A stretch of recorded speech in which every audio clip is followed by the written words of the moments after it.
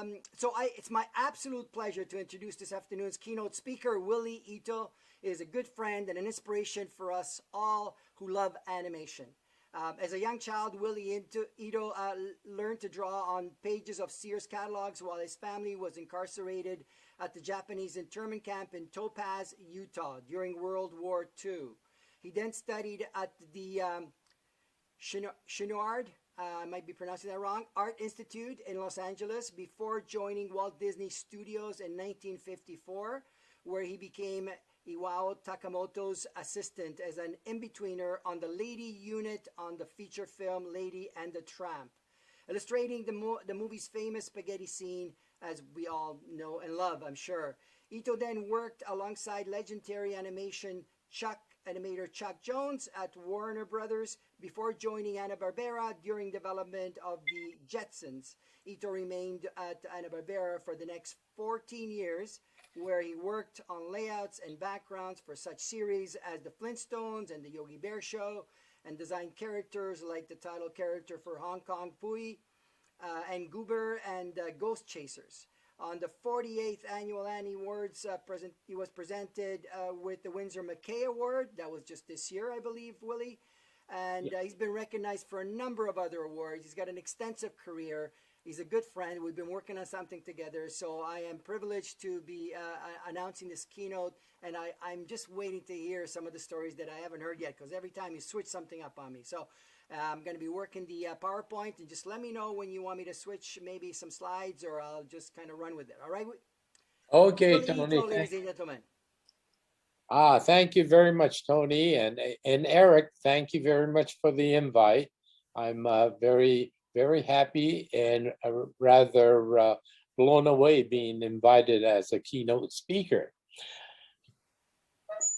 When I was 5 years old, I was sitting in a movie theater in front of a big screen, and in living Technicolor, 7 little men marched across the screen singing hi ho, it's off to work I go. And I says, that's it. That's what I want to be. Not one of the 7 dwarfs, but an animated cartoonist. Now, I grew up in San Francisco, born and raised, in a little enclave known as Japantown, or Little Osaka. At that time, before the war, Los Angeles boasted the largest population of Japanese Americans, and so thus the Los Angeles is known as Little Tokyo. But San Francisco's version, being the second largest, were affectionately known as Little Osaka. It was a thriving little community, basically made up of immigrant Japanese first generation known as Issei's. And gradually, the second generation Nisei population grew. And then, of course, their offspring, the Sanseis, the third generation, which I am a part of, started to grow in the community. Japantown was a thriving community with stores and shops, great sushi restaurants and churches, and all that a typical community of that size had. And eventually, Japantowns started to grow in popularity and started to attract a lot of tourists visiting. So not only was San Francisco's Chinatown a tourist mecca, but Japantown was also becoming very popular.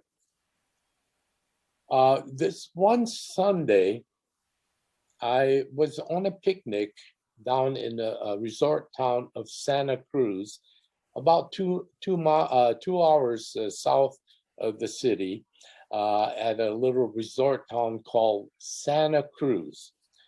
and we were spending a nice afternoon on the beach, having a picnic lunch and all. And around 3 o'clock, this fog rolled in, and it started to get a little cold. So we decided to get back to the city. So we hopped in the car, and as we approached San Francisco city limits, there were armed soldiers stationed, stopping the cars entering the city. At this time, I have a feeling that they were only stopping cars that had Asian occupants. And so as we were okay to go into the city, every corner had newsboys with newspapers with a big headline, "War." At that time, I never knew what the word war meant, but I soon found out. Well, when we got to my home, my mother was in a near panic. And at our home was our grandparents and my uncle and aunts, and they were all assembled at my home because, remember, this was before cell phones. And so there were no way that there were any contact between my uncle and my mother. And she was in near panic. So, of course, when we got home, we soon became quite aware of the attack on Pearl Harbor and what was going to be imminent was a big question mark. There was a lot of speculation within our family and plus our Japanese American community. Monday morning, it was pretty much business as usual. So I went to school. I was in grammar school at that time. And one of my classmates, while sitting in class, would suddenly burst out in tears. And this would happen momentarily, or throughout the day, I should say. And the teacher finally explained to me that his father, who happened to be a Buddhist minister, was giving his Sunday sermon, and FBI agents stormed into the church, came down the aisle, and arrested him right off of the pulpit, right in the middle of his sermon. Right now on the screen is a picture of the Topaz Museum. Topaz is the camp that I was, me and my family, and most of the people in our community was sent to. And I happened to see this picture hanging on the wall, which I looked closely and I thought, wow, that's my mother. She's about 8 years old. My aunt was about 10. And there's my grandfather. And back in those days, many of the immigrants migrated from different parts of Japan. And so they would have a reunion picnic, and that was taken at the Golden Gate Park. Now, this other picture here with the flag, one of the judges, Japanese American judge, Johnny Gogo, he is traveling around with this flag and having it signed by all of the people that is a survivor and having gone to camp. And to sign in the star, you would have to been a veteran serving our country during the war. And so it's a unique opportunity to sign, and this is like a traveling flag going to all areas that still may have some survivors. When I came home from school one day, during this period of not knowing exactly what was happening, rumors were running amok. I walked into the house, and there sitting on the front couch was my mother and my father, sitting there very stoically. And then I suddenly noticed two big, tall FBI agents wearing trench coats and a fedora hat going through all of our belongings. They were looking for contrabands, such as knives and weapons, and they were even confiscating books that were printed in Japanese language. And one of the things that we lost, or I should say my father lost, was the samurai katana sword that was an heirloom or a family heirloom that he brought back when he came from Hiroshima and settled in Oakland, California. And so my dad sort of questioned it. This is, don't worry, you'll get it back. Of course, at that time we had no idea what our destiny was going to be.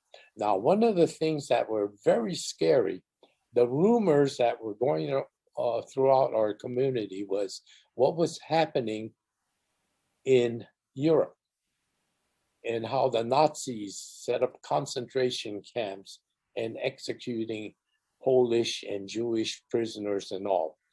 And so the rumor was for us, while we were incarcerated, if the war ended, whether Japan won or US won, we would all be lined up and executed and thrown into ditches.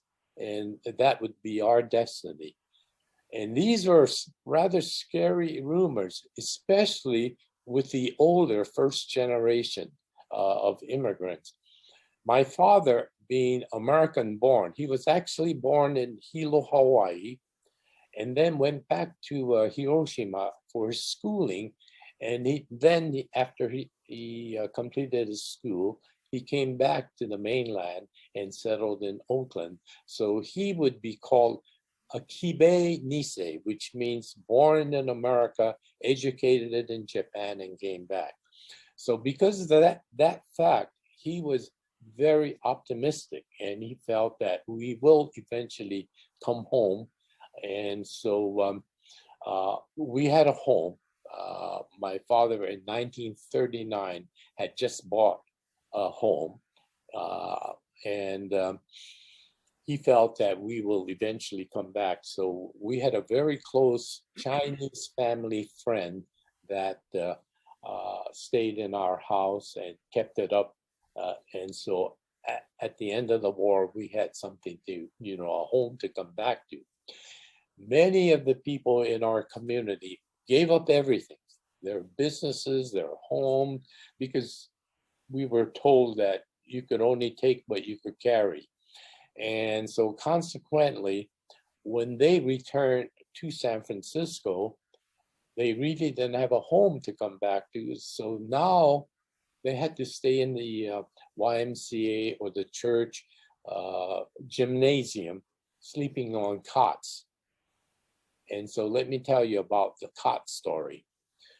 When we first heard that President Roosevelt had signed Order 9066, which meant all Japanese and Japanese Americans, and remember, Japanese Americans will be incarcerated to concentration camps. 120,000 of us, all up and down the west coast of California, from Seattle all the way down to San Diego, we were ordered to pack up and be sent inland. So we would be a security, we won't be a security threat they thought that most of us will all become spies. And if you happen to be a Japanese gardener, with a lawnmower, you would mow arrows pointing towards strategic areas in the Bay Area. So if the Japanese planes came over, they'll have these lawn arrows to follow. Ridiculous stories. And then the threat of the Japanese was so prevalent that the poor other Asian groups, like the Filipinos and the Chinese, they had to wear a badge saying, I am not Japanese, so they won't be accosted in the streets. And so here today, we're going through anti-Asian threat. I experienced that way back in 1942 until we were incarcerated. Then the government would say, well, we sent those Japs to camp for their own protection. Yeah, sure. You know, it was just one of those things. And we were, later on, they were trying to soft sell the fact that we were in concentration camps. They softened it to say internment camps or relocation centers.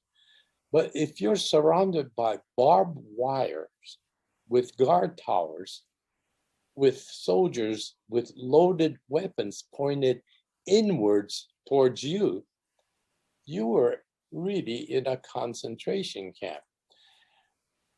The experience, like basically myself, I was 8 years old. I was always interested in becoming a cartoonist ever since I was 8 years old, or 5 years old. So we had no stores in the camp.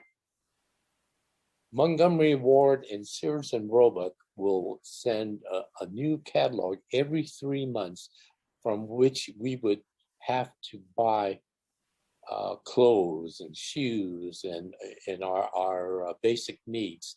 And so with the expired catalogs, I would sit in my barrack and draw on the corners of the margins and make my own little flip book. So that's how I first got immersed in the art of animation. After camp, I came back. Well, we all came back, fortunately, because like I said earlier, my father had the foresight to keep our home. I at least had a home to come back to, and I continued my art studies through middle school, high school, and then I went to San Francisco City College, and I had a professor, life drawing professor named Carl Beats, who happened to be a protege of Don Graham, who was heading up the Chouinard's Art Institute. Now, Don Graham was very well respected by Walt Disney and would have Don come to the studio, and they would set up sketch classes in the sound stages for their animators. Like, for instance, I'm sure you've seen pictures in the Walt Disney books of the Disney artists all sitting around with a baby fawn as a model, live fawn, because now they were getting ready to go into production on Bambi. And so Walt was a very much exponent on his animators being truly educated in anatomy and drawing animals and all. And so Chouinard's Art Institute was a great place for me to study. And fortunately, because of my art teacher from City College, San Francisco, knowing Don Graham, and I presented my portfolio, I was awarded a scholarship. It was a summer scholarship. And so it was wonderful. And of course, my first mentor and teacher was one of Disney's 9 old men, Mark Davis.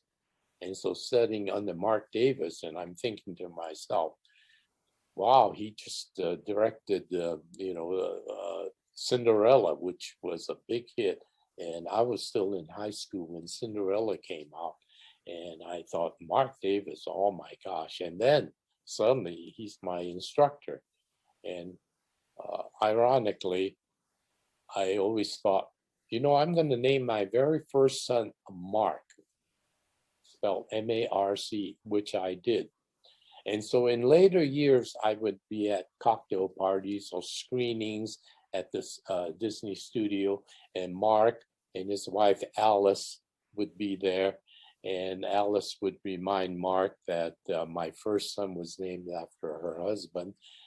And he would say, oh my, yes, well, what studio does he work at? I said, no, he turned out to be a mechanic. So, but anyhow, while I was at Chenard's, I by happen chance made an appointment to just basically use my portfolio as a ticket to see the inside of the Disney studio. Now, I had a lot of trepidation about going to visit a studio such as Walt Disney Production, because coming from an enclave, all Japanese Americans that I grew up with, even spending 3 years incarcerated with all Japanese Americans, I'm thinking, gee, it's kind of scary to go out into the white world, all white world, because coming down to Los Angeles to attend Chenard's, I left my home and the comfort of my home, I should say, and my community and all. So it was a little intimidating coming down here, but then, in a school atmosphere, it was great, But when I first stepped foot onto the Walt Disney Studio lot with my student portfolio, I had a lot of anticipation, and I was quite frightened, to tell you the truth, because I wasn't quite sure.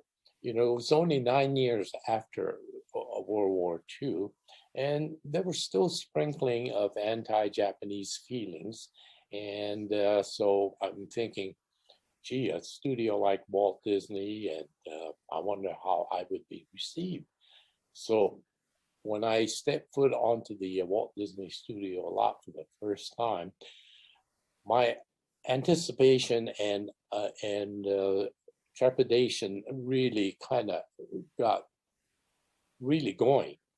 So I went up to personnel department, and the personnel department, Mr. Ken Sealing, was very inviting. He said, hey, come on in, good to see you.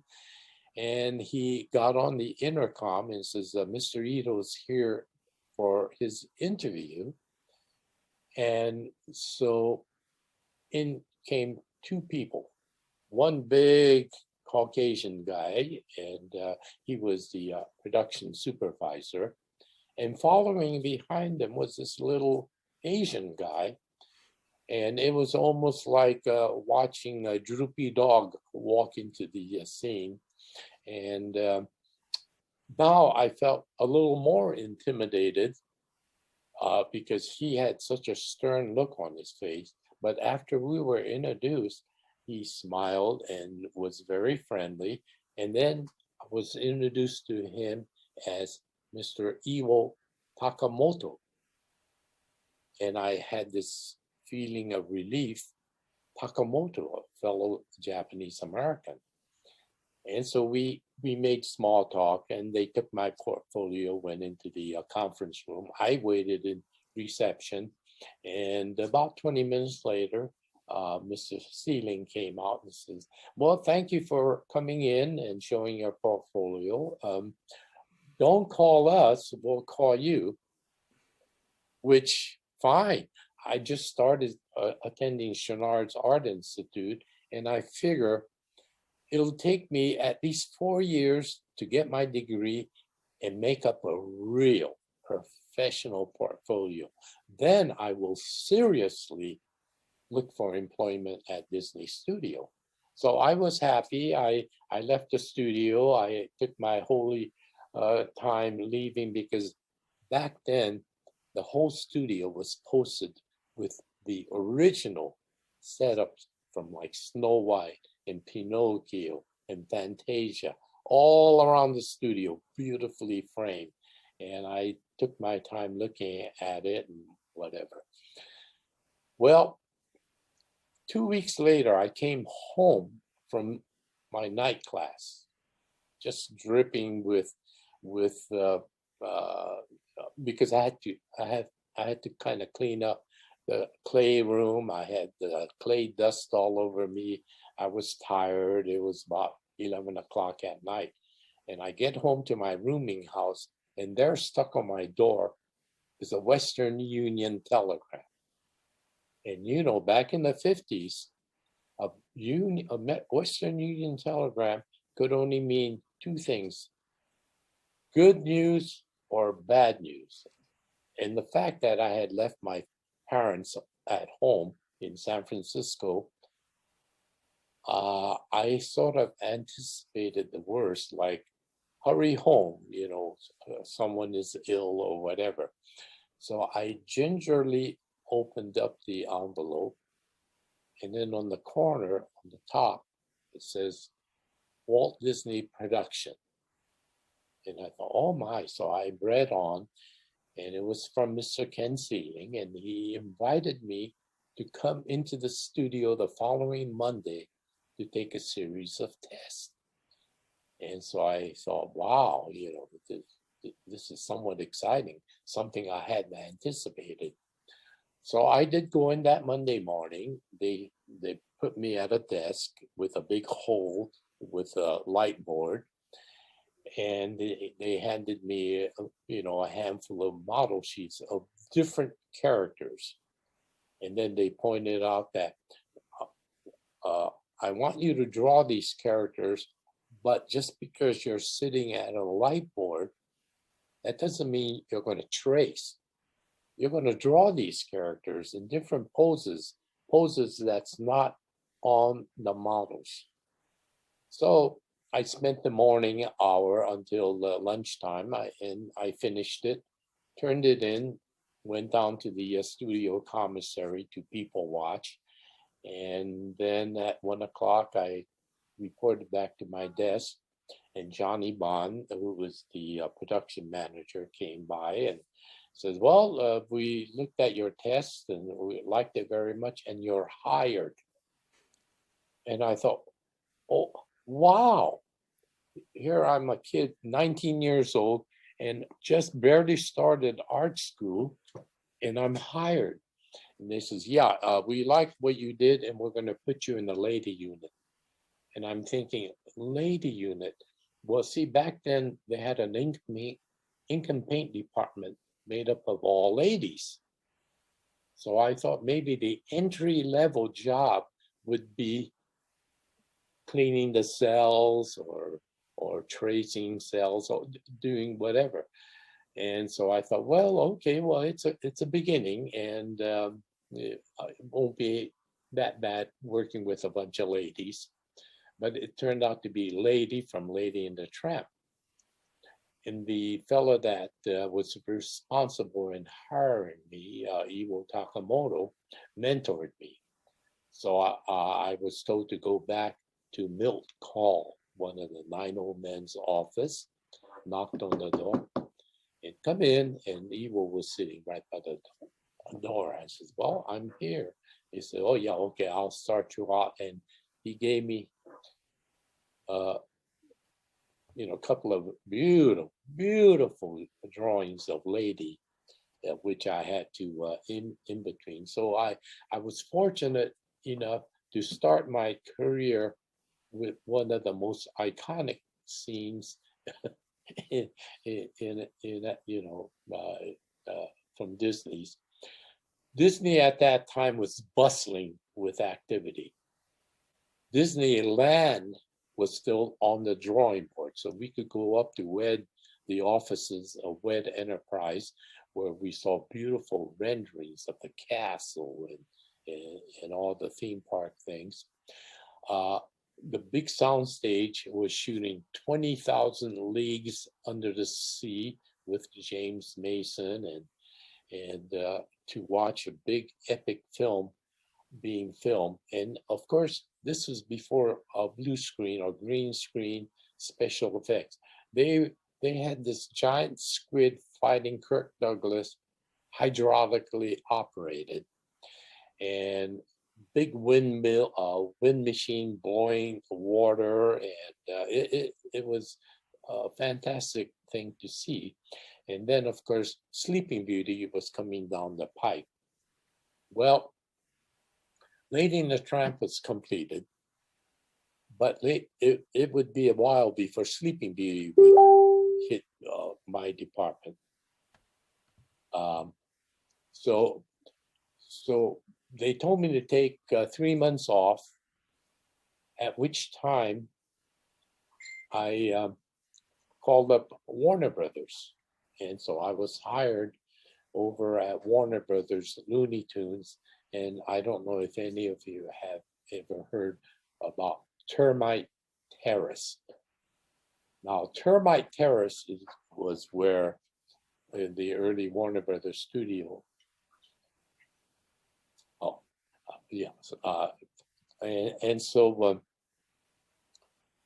in comparison to Disney Studio, it was like I went to live in the slums. And Termite Terrace was literally, a dump.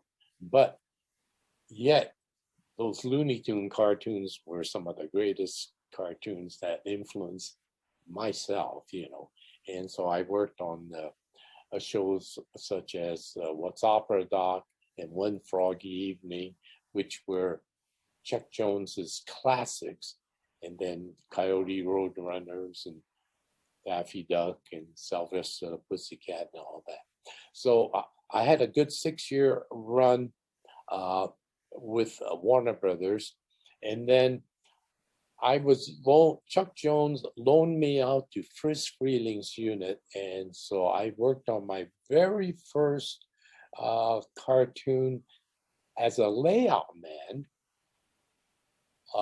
and that's where I got my very first credit, screen credit as layout. I was training under Holly Pratt that Frisk Freeling was grooming to become his heir apparent, But while I was, basically I finished that one picture, and I was invited to stick around and then eventually become his layout man. But a fellow named Bob Clampett, who is also a very legendary director in the animation business, who had a puppet show called Time for Beanie, but it was a hand puppet.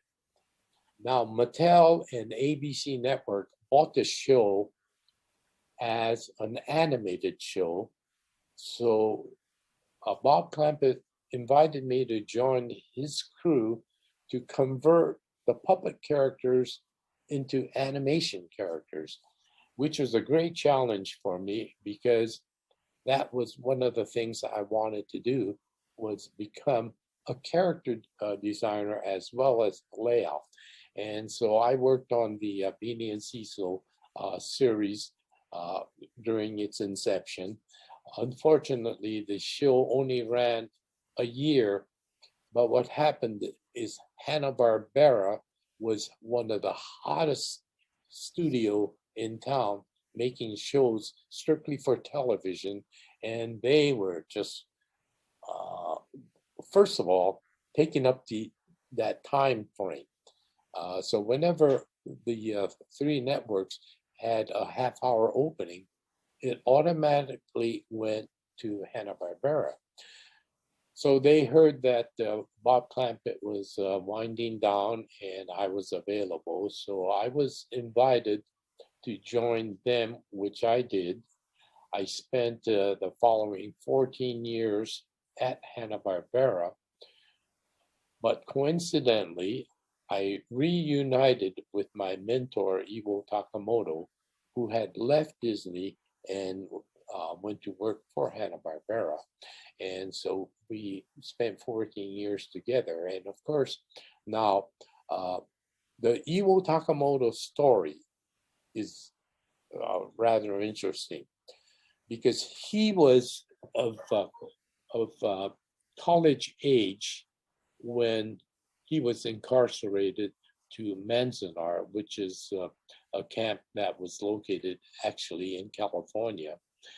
And so when everyone was now being told they could return home, he was really, really upset because his education was interrupted and the family was broke. There was no way that he could be financed through a university or whatever. So he was one heck of a upset young man. But there was a couple of guys incarcerated in the same camp that happened to work in the animation business prior to the war. And so they says, Iwo, you draw so nicely and you have such a flair. Why don't you pick up a couple of 10-cent notebooks and just fill it up with sketches, spend the weekend, just drawing whatever you want. So he filled up the 2 notebooks. And in 1945, when the war ended, he submitted the notebooks to Disney. And with sight unseen, they just looked at the notebook and said, this guy's good, hire him. And so he was hired at Disney Studio, not knowing his ethnicity. It was just how good his sketchbooks were, and he was hired. And once he was hired in, and he proved to be such an asset, every one of the 9 old men wanted him as their key cleanup person. Now, Iwo is one of these guys that excelled in cute, beautiful women characters. So in like Sleeping Beauty, Aurora was all the close-ups and all the key scenes with Aurora. He had the key. So consequently, when you're so good in one area, you get typecasted. And so all those years that he spent at Disney Studio, he never got the ample chance or recognition nor screen credit. And so he was rather upset, and he joined Hanna-Barbera, and he was very instrumental in making Hanna-Barbera as great as it is recognized today because of that one man. Now, when I also had a hand in having my own little production studio. One was theater screen advertising, and what that was is drive-in theaters were quite prevalent, especially in Southern California with the beautiful climate year-round. Drive-ins were always busy, and so the local merchants around the drive-in proximity would buy little 30-second, 10, 20, and 30-second ads that they would run during intermission. And so I did that for a while. Then I had a little production called Aloha Production, where I did spots and commercials and all for our local Japanese programming station. I would do commercials for soy sauce and Sapporo beer and rice and things of that nature, you know. And also, well, me and my other partners, we sold a show to NBC called All About Me, and it was a beautiful half-hour, rather entertaining, educational type show, and we were able to get Sterling Holloway, who is the voice of Winnie the Pooh, to come and do the voice for our key character. And unfortunately, even back then, a half-hour special for $75,000 US didn't go very far. By the time we furnished our studio with moviolas and desks and discs and paper and all that, our budget was shot. So probably the last third of the film, we had to do it on the cuff, and the show we were hoping will generate a series for us. Of course, it never happened. So that was another little venture. And of course, with hat in hand, I went back to Hanna-Barbera. Now, back in 1976, after spending 22 years in animation and basically, you know, doing TV animation, we had schedules and budgets and all that. And I just kind of felt I was a little burnt out. And so I thought what I might do is just freelance full-time, pick up storyboard assignments and whatever. But one of my clients happened to be Disney Publishing.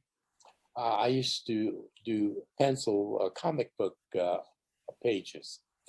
So I called and I says, hey, I'm available, and if you have any comic pages to assign me, I'd be glad to take it on. And so they assigned me a 10-page Mickey Mouse story, and I took it home and I plopped it on my desk and I just procrastinated. Then I get a phone call. And this is, hey, this is Tom Goldberg, editor at Disney. Remember the Mickey Mouse script we assigned you to? I said, oh, yeah. How are you doing on it? I said, oh, I'm halfway through it. And so he says, well, good. Would you bring it in tomorrow morning so we could see how you're doing on it? And so I had to pull an all-nighter. I just sat there and I just had to crank out at least 5 pages. And blurry-eyed, I drove out to Burbank and took in my 5 pages and showed it to the editor and whatever. And they said, well, great, we'll study it and we'll let you know,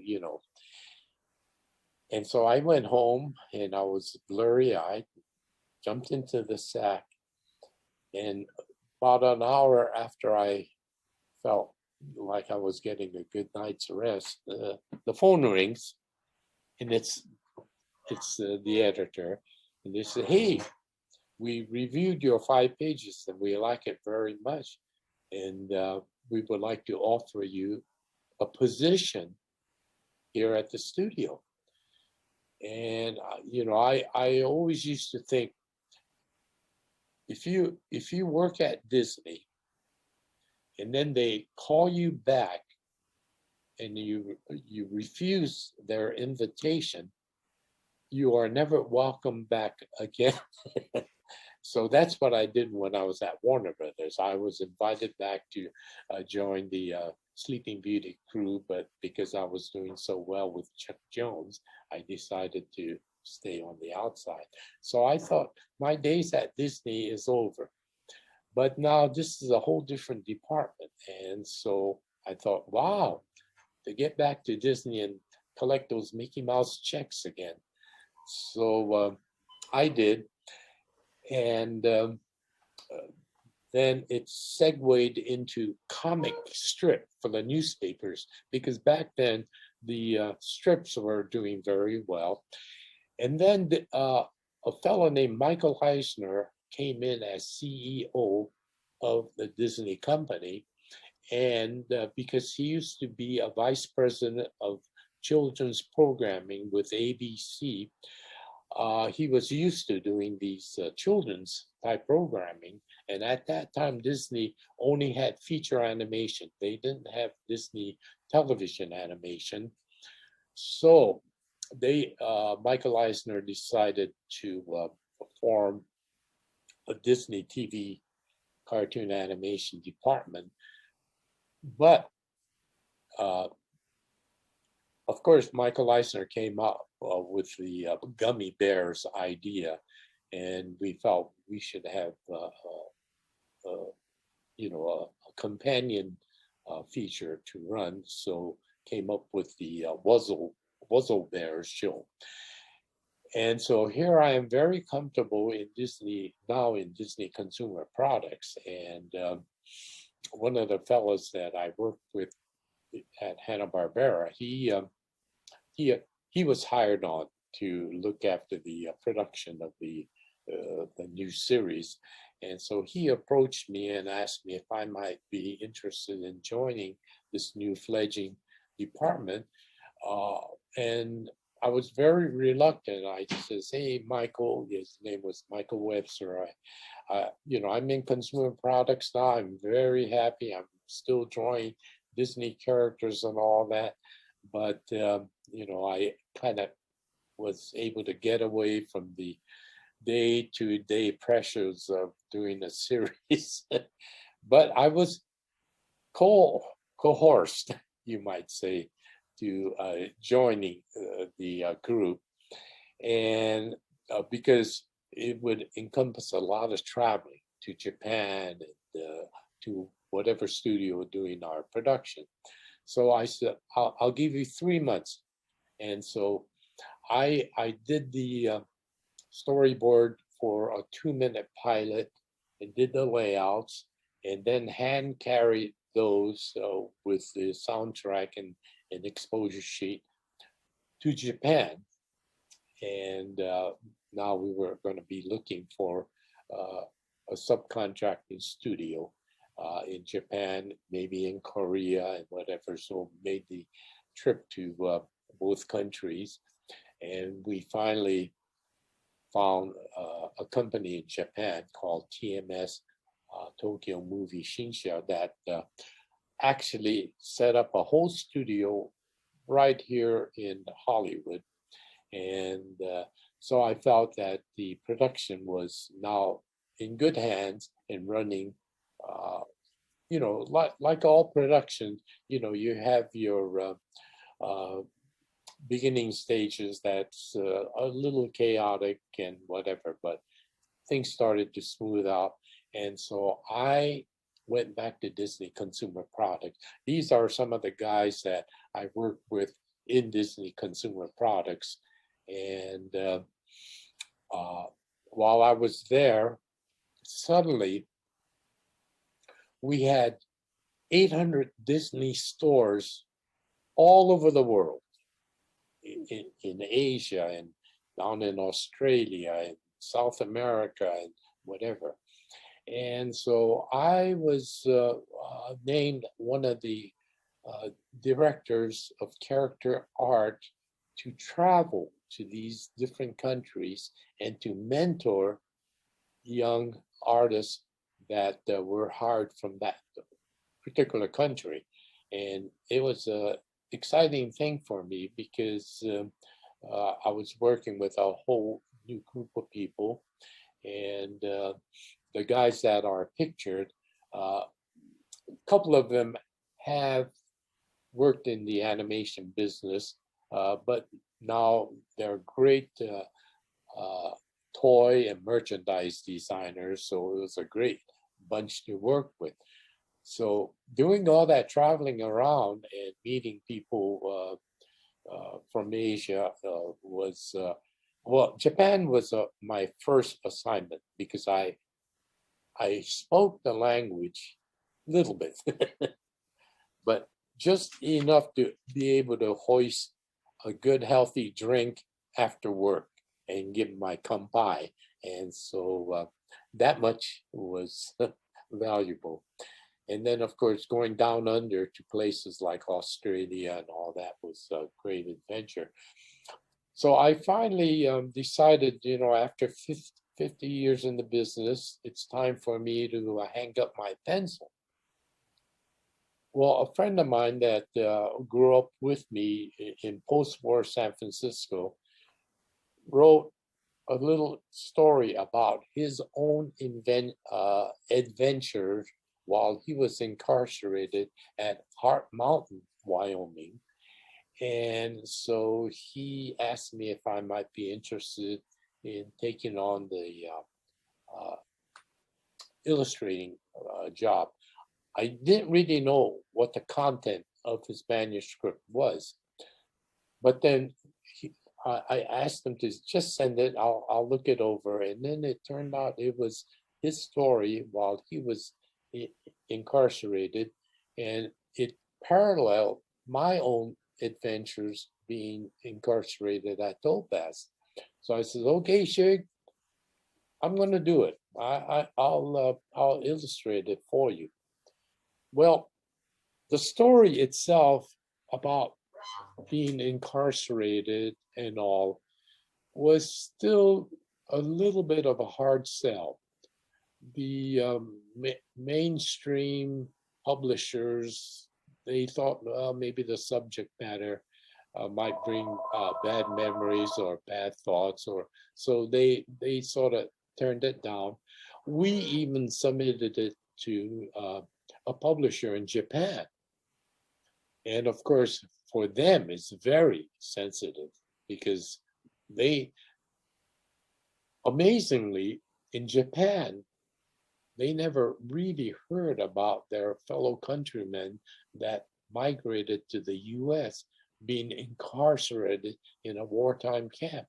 So those stories were never published or really publicized. And so trying to get one of the big publishers there to publish it, it was kind of hard sell. So their excuse for not taking it on was my style was not like in the traditional Japanese anime style. They, anime is so popular in Japan that, my my little style just didn't fit in.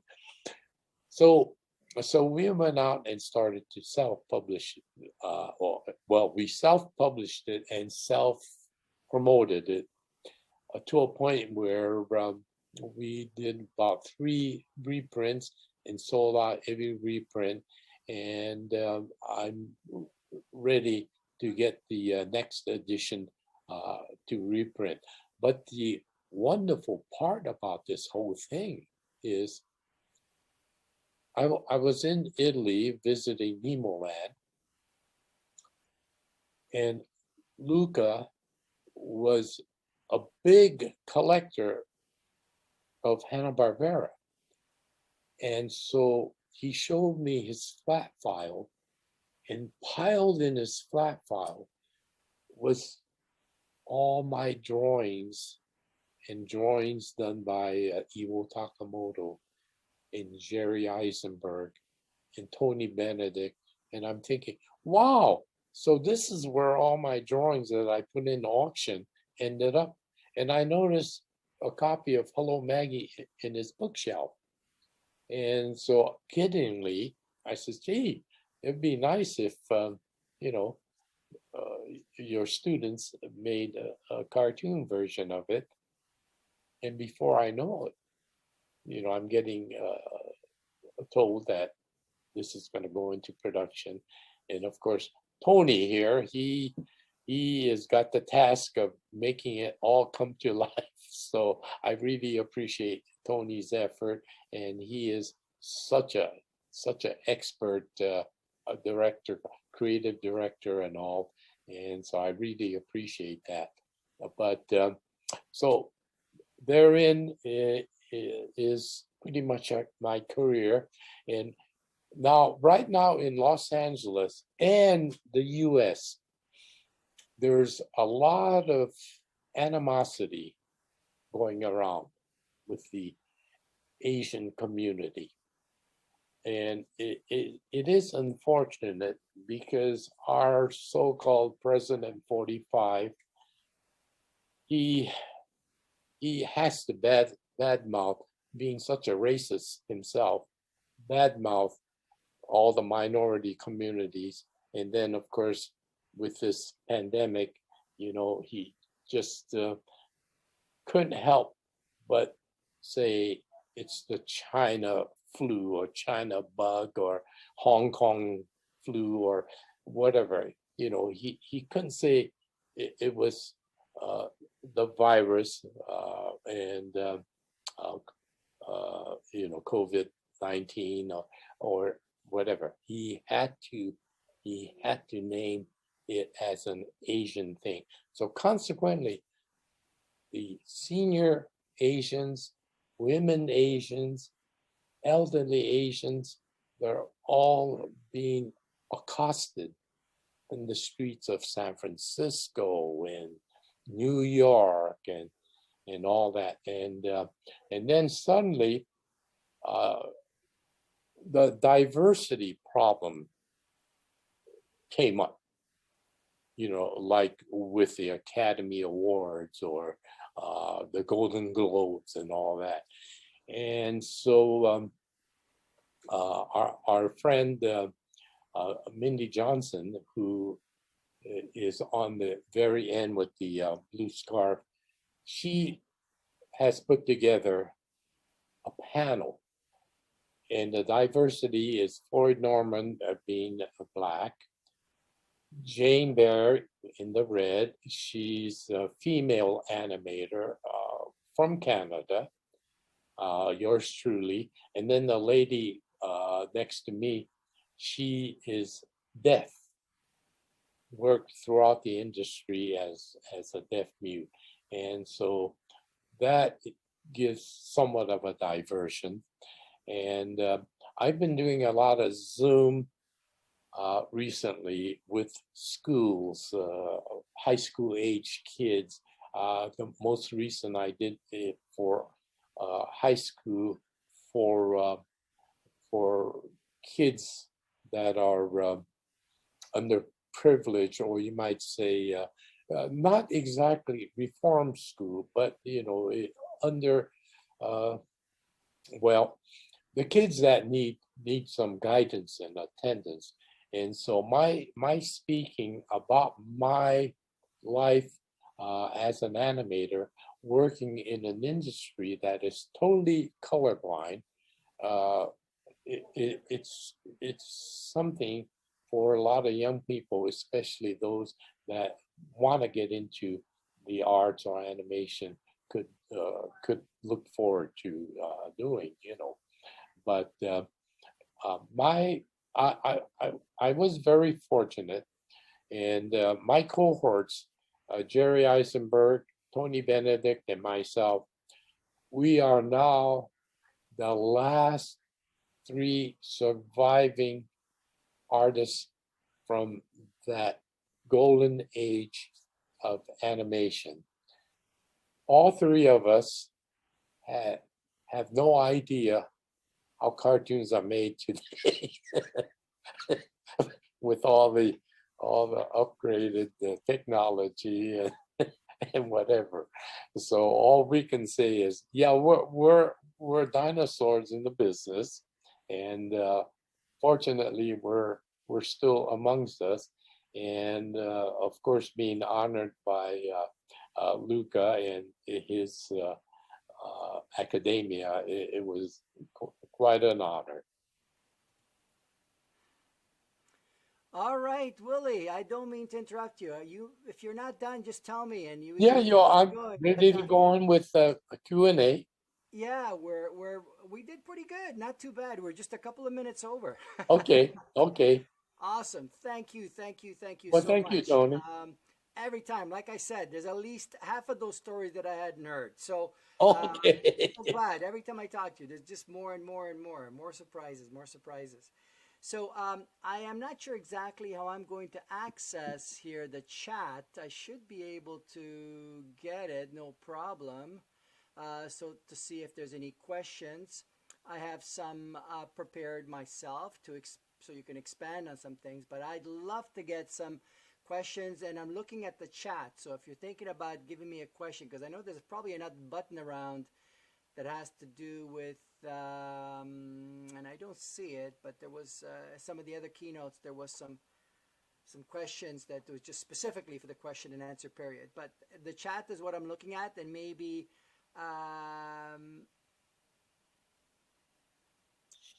yes, absolutely, Allison, go for it. You don't need to type it in. Just on mic. This is I think Grayson, oh, good. He was able to do it. All right, great. okay. So we have something from Allison came up first. So if that's okay with everybody, I'll call upon Allison to unmic yourself. Go for it. Oh, okay. So I just wanted to say thank you so much. I really enjoyed your talk. I myself am, I'm not sure if I'm Sansei or Yonsei, kind of Oh, half okay. and half. And so I'm Japanese Canadian, so my family Oh, wonderful. was interned. So and I was kind of, as you were talking, I was really fascinated by this notion of mentorship, because I'm just thinking about, even in my own history, I was hired by a Japanese Canadian at the film board, Oh, Michael Fukushima. So I was wondering if maybe you could talk a little bit about the significance of mentorship, both that was given to you and that you yourself have kind of continued on with. yeah. Well, actually, I learned from Iwo Takamoto, who turned out to be such a fantastic mentor. And as I got along in my career and was now looking at portfolios and hiring, I'm proud to say I was responsible for bringing a lot of fellow artists into the business, not only Asians, but uh, it's one of those things where they'll hear my name at Hanna-Barbera, and being Ito, they'll say, "Oh, so someone else of Japanese ethnicity will call," and I'll say, "Sure, come on in," and I'll look at their portfolio, and if I feel that there's a lot of potential, I would pass it on, and so when I was now in the position of hiring, um, it uh, I was very gratified to be able to look at all portfolios. I never even have to bother looking at the person's ethnicity. The first thing I looked at was their portfolio and what their potential is, and how good they are, how well they could fit into the industry, and then I would recommend that person to be hired. And so basically, uh, I myself really enjoy being somewhat of a mentor, because when I was in Japan, I mentored a lot of the Japanese artists that were coming out of art schools and going to work for Disney.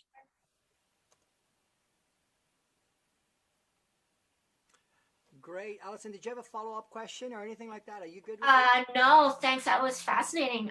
And there's another. I see another question in the chat from another JC. I'll tell you one thing. I've been working with Willie now for almost a year, and he's a great mentor. He's a much nicer and mentor and much better than I am. working with students that are, I wouldn't say green, but they're just about to graduate or just graduating. We've been working our teams on Hello Maggie have been basically all students. So, and he's a wonderful, wonderful, mentor and teacher. So I'll testify to that. Well, I am also amazed how talented these kids are coming out of Sheridan and Nemo. Academy. Yeah. Yeah, they're very talented. Great. So, Colleen, do you want to unmic yourself, or do you want me to read something? It would be great if you could speak yourself. Do you want to do that? Yeah. Yes, hi. Thank you so much for your talk. Really fascinating. And I'm also Japanese Canadian. I'm Yonsei. Okay, very good. Nice to see you. And I especially appreciate you talking about your experiences, partly because my own family couldn't really talk about what they went through during the Yes. war. And Yes. it was too traumatic. And so hearing about other people's experiences sort of gives me a way to access what they went through. Mm-hmm. I understand. Yep. If there is a reprint, I would love to know where we could buy the book, because I'd be very interested. My question, though, is about your style and whether your Japanese American heritage or your experiences during or after the war influenced the development of your particular animation style. Well, yeah, I guess, well, first of all, if you, come into the animation business, you more or less have to maintain whatever style of the studio that you're working with. And so I was able to, adapt very easily to the Warner Brothers style and the characters. And if I was asked to design any incidental characters, I would make sure that it sort of followed the that Warner Brother look. Then, of course, when I went to Bob Clampett, I was kind of on my own in a sense. I had a good crew of layout people that will follow whatever you establish on the model sheet. Then, of course, Hanna-Barbera had a defined style that you learn to adapt to. Now, in the evenings, I would do a lot of freelance work on magazine and comic books, and in that area, I could work in my very own style. But when you're working for a studio, you do have to learn to, adapt. Ewell, again, was such a good designer, character designer. I guess you might say all of us that worked under Ewell was influenced by his work, My granddaughter, who is 17 years old, and she's an aspiring cartoonist, and she went through that phase where all of her drawings looked like it came out of Nickelodeon. And then she got into the anime style with the big eyes and the frilly dresses and whatever. And then now she's kind of drawing very much like I did in the Hanna-Barbera style. So I guess as a cartoonist, you could adapt and change your style accordingly, But yeah, so that's basically how my particular style developed. Thank you so much. Oh, you're quite welcome. Thank you. Thank you. Is there anybody else with any questions? They would like to comments, anything like that?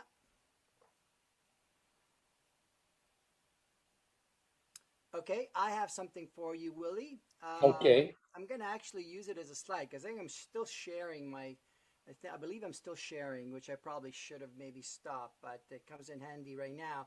So I just wanted to ask you about this particular aspect of your current activities, which I believe you do a lot of these panels off and on, and this particular one that I ran into that I know very little about, but Okay. I'd like to know more about. the foreign Nisei activists. So what is that all about? What is it that you're doing? And maybe how does animation fall into that? You find that you have some credibility? Yeah, When, this group outside of myself is not connected to animation, but Tak Hoshizaki, who is in the blue shirt, he is now in his 90s. He is an activist. He was one of what they call the no-no boys. The no-no boys during the period where young Niseis were being drafted out of camp. He was one of those that resisted the draft, saying that his constitutional rights has been, offended, I guess. And so him and there was a fair-sized group of boys that said, no, they're not going to go into the draft. So consequently, they got arrested by the federal government and sent to a federal prison. And then, now they've been forgiven and all that because they went to court and all the constitutional things going. Now the lady, that's Toshiko Ito, no relation, but that's Judge Ito's mother. The judge that presided over the O.J. Simpson trial. Now, her and her husband were incarcerated at Heart Mountain, and they're responsible for preserving fresh foods and vegetables by having underground storage, because the husband used to be like a gardener, a nursery worker. So he knew about plants and preserving this and that. And so that's one of their big things. And those refrigerated, it's refrigerated naturally by nature. And so those storage things still exist, but needs to be restored. And that's where Heart Mountain is trying to raise funds for that. And then, of course, Shigeabu, my writing partner, he also was incarcerated at Heart Mountain. Terrific.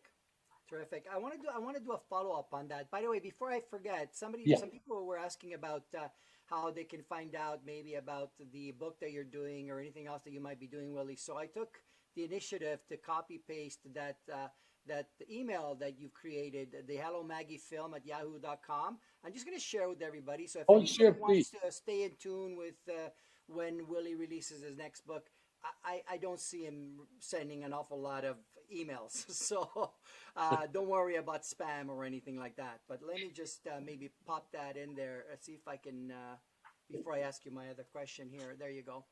My other thing was, Willie, we had a lot of discussions about this because I was really interested, because I know for a fact that there was a division of Japanese young men that did volunteer to go fight the Germans, and they actually were very effective, specifically in Italy, in Monte Cassino, and liberating Monte Cassino and some of the other incredibly important places in Italy. Actually, they were the first ones to get into Rome. They were just not to publicize that way. They were actually the first ones to liberate Rome. So there was a long history, and I just speak to that a little bit. I mean, in a way, you must feel proud that although you guys were placed in a very incredibly difficult situation.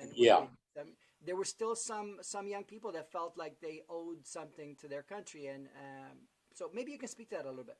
Well, I think a lot of the so-called Niseis, second generation, they were born here.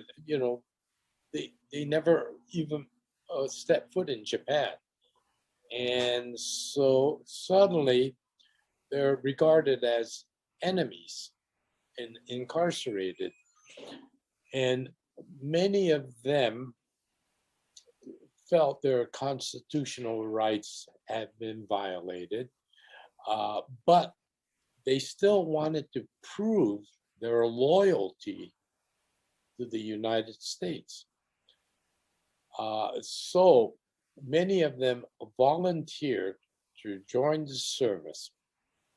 Meanwhile, in Hawaii, where they had, 85% of the population was Japanese Americans, they were the workforce in Hawaii. The plantations, a lot of the grunt work in the industry and all, were all manned by Japanese labor.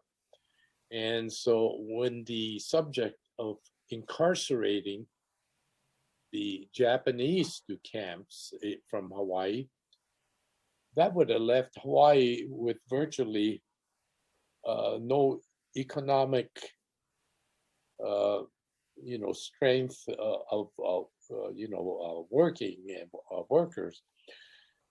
They had a group in Hawaii, the 100th, the 100th Battalion, which was all Hawaiian Japanese Americans. And so they were really the first all Japanese unit. And so in the States, they had to recruit people either that's incarcerated in camps or volunteer or whatever. Eventually, many of them did volunteer, and they set up this huge 442nd Regimental Combat Team. And then from Hawaii, the 100th Battalion came over, and they were training at Camp Shelby, Mississippi. It was funny because the Hawaiian Japanese and the mainland Japanese Americans, they didn't really, they weren't really on what you might call the best friendly terms. There was a lot of animosity and things of that nature. So they kind of kept to their own, and they would have nicknames for each other, for the Hawaiians would call the mainlanders kotong. And why kotong? Because when you hit your head, it's been kotong, kotong, kotong. And then the mainlanders would refer to them as kanakas, and things of that nature. But when in battle, they got together and they formed one of the greatest units in World War II. And they fought valiantly in Italy and France. The Texas 36th Division was trapped under fire by the Nazis. They were on top of this hill. And the Caucasian lieutenant says, okay, let's send unit such and such up and see if they could rescue the Texans. They stormed the hill, but was under fire and only made it halfway up, and then they retreated. And so they said, well, okay, let's send this other group, Caucasian group, to do the same. They charged up the hill and still under fire. They never made it. So the Caucasian lieutenant says, well, how about those Jap units sitting over there? Let's send them up there. They're dispensable. And so they said, okay, 442, you guys go up there and see if you could do anything about this. They charged up the hill with the slogan, go for broke. 800 of them were massacred on the hill. But they never relented. They kept charging. They finally took the hill, captured some of the Germans, and was able to rescue the Texas 36th Division. And here, all these 6'2" Texans sitting up there, and all these little 5'6" Japanese soldiers come up, and these Texans couldn't believe, did the Japanese win the war? You know, it was just, it was almost like a joke, you know. And just one thing that you might want to mention is that that's all captured in the one book that you have, the other book that you have that's also somewhat illustrated. It's not a children's book, but The Boy from Hard Mountain, which is a follow-up to this book. So there's actually two books available, and that one has a lot more information, and it goes into this kind of a theme that you're talking about right now, and this kind of this storyline, which everybody else might want to maybe look into. They're wonderful. I read them both, obviously, a number of Yeah, times. since we're kind of on the same subject right now, they just issued the stamp, the Go for Broke stamp. Oh. What do And you mean? It's an actual stamp? I mean, Yeah, a U.S. postage stamp. Oh, wow, okay. So Go for Broke was the slogan? that was their slogan. Ah, okay, cool. And so we went to the issuance of the very first day edition of the stamp, and we had it canceled, and so we're hoping to sell the illustration and the stamps to different organizations such as the Japanese American Museum, and you know, it'll be wonderful to be able to sell it in Canada also, maybe at the Canadian Japanese Cultural Center or Absolutely. You were talking about trying to raise some money for the Heart Mountain exhibits and so on. I mean, there's a lot of refurbishing to do, a lot of yeah, so it would go to a good cause. But so we're almost running out of time here. Just want to double check to make sure that if there's anybody at all that has any other questions. It doesn't seem to. Correct me if I'm wrong. If anybody does, just unmic yourself because I can't see anything here. But I do have, that's beautiful. And that's one of your drawings there on the left. I think I had that in the presentation there. I think we had that in the presentation, Willie, that one drawing. So I do have maybe one last question. Let's finish it on a good note, okay? Let's finish it on a happy note, if you don't mind. And the happy note is, if you can see the screen here, am I sharing the right screen? Yeah, that's his collection. That collection, of course. And Willie has one of the greatest collections that I'm so eager to come down because we started knowing each other in the COVID Zoom world. So I actually have never met him face to face, which is really, you know, frustrating right now. After seeing you practically, twice a week. Yeah, anyway, right. So anyway, talk to us about all this. I mean, you're into it. You've got so much stuff. What is it about animation?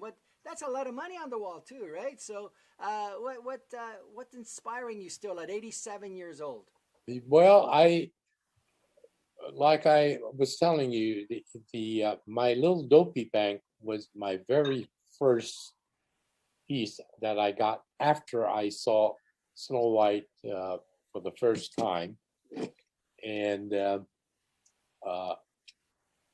so anyhow, that's the only piece that's original to my collection. All of these other things I have purchased throughout the years.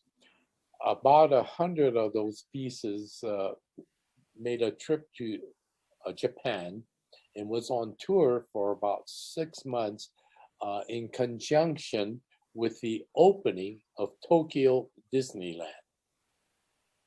What was miraculous was the fact that representatives that sponsored my collection came to my home and secretly took pictures. Well, I saw them taking pictures. I said, well, that's fine. But they used the picture to recreate this room in Tokyo. No way. That's so cool. And so me and my wife, we went there to open the exhibit, ribbon cutting. It was very ceremonious. And then I walk in to this, what they call Willie's Heya, which means Willie's room. And I walk in and I said, oh my gosh, they totally recreated this this my back room. My back room does not look like that anymore, Tony, unfortunately. Well, that's amazing, and it looked like you were kind of young there, so I just can't imagine what else you've accumulated since. I mean, I guess I'm gonna have to make the trips as soon as the borders come down. Um, it just turns out that somebody just sent me a message saying that, and thank you, Grayson. There is a question in the Q&A spot. Now, Okay. I can't access it, so I don't know what the question is. But whoever you are that have a question there, you just unmic yourself and let us know. There is one last thing that I want to promote, and Willie will appreciate this. Our friends in Florence, and Luca kind of hinted towards this. Luca is the person he kept mentioning about that brought us together, is actually somebody who owns the Nemo Academy in Florence that I've been kind of teaching in the summer over there and creating films with their students. And just this week, Monday actually, they've opened up an exhibition at the one of the palazzos in Florence. Unfortunately, it would have been great to see it live. But he's creating also a catalog of all the work. He created the catalog of all the work, and I'm trying to ask him to give us a PDF. And if that happens, then I'll be sure to talk to the board and see if we can make it accessible to everybody. I don't know if he was making it into a book or whatever. But anyway, I'm going to put in the chat a link to the only link I could find at this moment because it was a last minute thought. This link is actually to a friend of mine, Sandro Clauso, who works in Florence right now. He's a big Disney animator. If you don't know Sandro Clauso, then look at his stuff. You'll know all his work. But anyway, that's the first thing I could find, and it's one of his Instagram posts. But check that out. And if I get anything else that's worthy, like maybe there's something on the internet regarding this exhibition, which I'm not sure about because I couldn't find anything earlier on, I will let the board know. I'll post it somewhere on the SAS. I'm sure there's a couple of venues that we could use for that. Anyway, I'll stop right there. But the question is, we see a question here. From yep, I saw a Grayson question just Arnold. now, and it's from Grayson okay. Arnold. It was left anonymously, so I just copied and pasted it so great. y'all could Okay. see it. Perfect. Okay, so let me do that then. Question, copy, and okay. Hi, thank you so much for sharing your story today. I was wondering if you could speak to the anti-Japanese propaganda that was made by many animation studios during World War II, including Warner Brothers and Disney. When you first entered the animation industry, were you aware of these extremely racist and problematic short films? Did they at all affect your feelings about the studios and your comfort as a Japanese American artist in concentration camps, surviving working within them? Great question, and we talked about that a little bit actually, Willie. But Yeah, well, did you get all that? Yeah, actually, like myself, I was amused and enjoyed those cartoons very much, uh, and then especially uh, being so interested in the animation business at that time, I never really looked at it as a racist approach to cartoons until much more recently. It's like a Disney Song of the South. Nobody saw that as racist, but suddenly the complexion of things made it racist. Dr. Seuss, I never saw him as racist, but now that it has come to my attention, yes, I guess he was. And of course, the cartoon characters were vastly exaggerated with the buck tooth and the black horn-rimmed glasses, and